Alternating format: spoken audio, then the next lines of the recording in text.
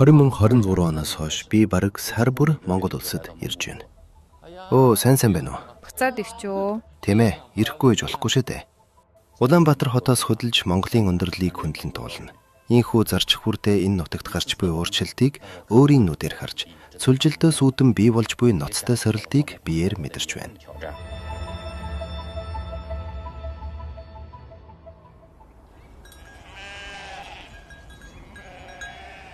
Өөр амьсгалын өөрчлөлт бол Монголын өндөрлөгийн экологийн орчинд нөлөөлж буй чухал хүчин зүйл юм. Улаанбаатарын орчмын хангаа нутаг ой хөвч аажмаар дураатаж байна. Өмнө зүг рүү явах тусам сүлжилт узам тодорхой ажиглагдана.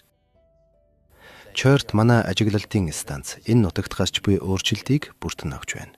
Температур ямар байна? Температур 1.4 хэмээр нэмэгдсэн. Энэ бол сайхан бэлчээр нутаг. Урд нь үнэхээр юм байсан. Харин одоо уур амьсгалын өөрчлөлтийн улмаас ердөө 5 жилийн хугацаанд жилийн дундаж температур хасах 4 хэмээс ойролцоогоор 1.4 хэм хүртэл нэмэгджээ. Уур амьсгалын өөрчлөлт эндхийн экологийн орчныг өөрчилж, бэлчээр дураатан, аг зэрэг ургамал олширч, урд нь малын бэгчээр байсан газар нутаг шин сорилттай тулгарч байна. Өнөөдөр бид энэ сүүдэрлэг налуу газарт гацуур тарж үзэхээр оролдож байна. Учир нь өмнө нь энд гацуур ургадаг байсан юм. Сүлжилт бол ханиадны вирус шиг удаан хугацаанд оршин тогтнодогч хяналтгүй зүйл биш. Хамгийн чухал нь байгалийн зам ёсыг хүндэтгэж тухайн нутгийн экологийн нөхцөлд тохирсон нөхөн сэргээлтийн арга замыг олох явдаг юм. Хэрв энэ удаагийн туршилт амжилттай болвол Монгол улсын бусад бүс нутагт ч хэрэгжүүлэн дэлгэрүүлэхийг зарж байна. Сүүлийн жилүүдэд бид Улаанбаатарын орчимд суулгац үржүүлгийн бааз байгуулж, төрөл бүрийн үрийн гарал, үржүүлэн бойжуулах арга технологиг туршин судалж байна. Хятад Монголын эрдэмтэд хамтран хээрийн судалгаа, экологийн мониторинг хийж, ойн аж ахуйн байгууллагууд, аж ахуйн нэгжийн төлөөлөл, маржидтай хамтран Монголын өндөрлөгт тохирох экологийн нөхөн сэргээлтийн арга замыг эрэлхийлж байна.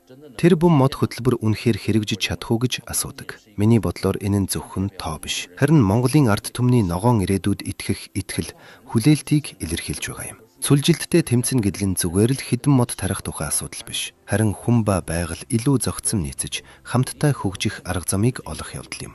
Овийн дунд 5 см өндөр бодч бас мод юм. Харин тал нутагт бэгчээрийг сэргээн сайжруулах нь мөн л ойж ударт юм. Хятад, Монгол хоёр улс нэгэн зорилгын төлөө хамтдаа хүчин чармайлт гаргаж, хүн ба байгаль, эв зохицолтой зэрэгцсэн орших замыг эрэлхийлж байна.